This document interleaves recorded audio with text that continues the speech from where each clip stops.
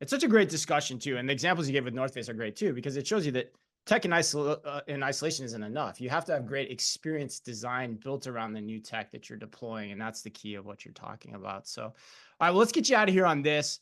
Whenever we can, we've got some time. We always like to get key takeaways from our guests. And so, one question that we have, is how do you separate the hype from reality of point of sale software and the modernization of the store? And so I'm curious, Ann and I are both curious, Nikki. So what are some of the myths or even the BS out there that retail executives should be on the lookout for as they're trying to decide what to do in terms of the discussion that we've been having?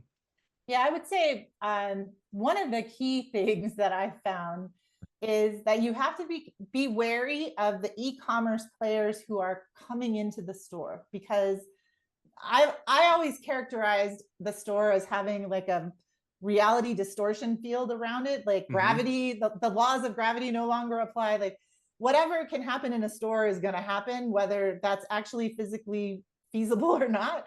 And so having that depth of understanding of just the unique, chaotic environment of a store, it is a much more challenging environment to operate in than online. The customer does all the work online.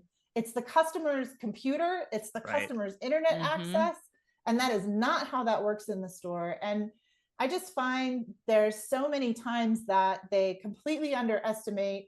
You have to provide a lot of capability to a store associate. It's not just taking a self-service situation and making it available in a store. And there's cash. I mean, people pay with cash and you have to take cash. And we just see, coming from the store and having that huge respect for that challenging environment that the store is, we just find that there's a lot of people who come into the space who talk a great talk, but as soon as you dig beneath the surface, they're missing a lot of, security, role-based, manager on duty. How do you manage all of this real grunt work of keeping a store running?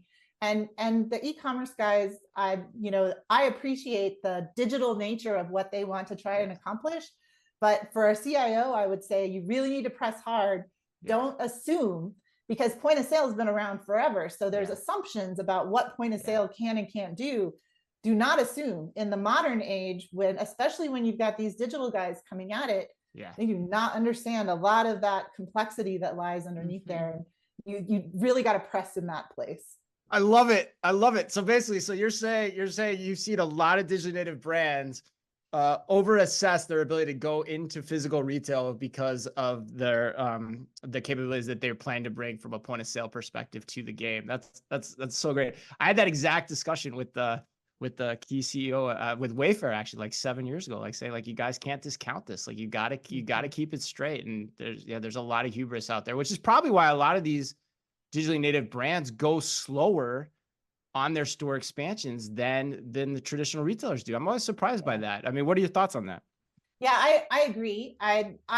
Maybe I give them too much credit. I figure they're testing a lot of things out and they're trying to figure it out before they go big. But I would agree. I think a lot of the assumptions of what a consumer will do for themselves or needs to do for themselves when they come in the store, it's a different equation. They expect the store associate to carry the load. And that's why you've really got to arm that store associate with as much information as possible. And if you're not prepared to do that, it's not going to be a great experience. You're going to have to make some adjustments. Yeah. And if it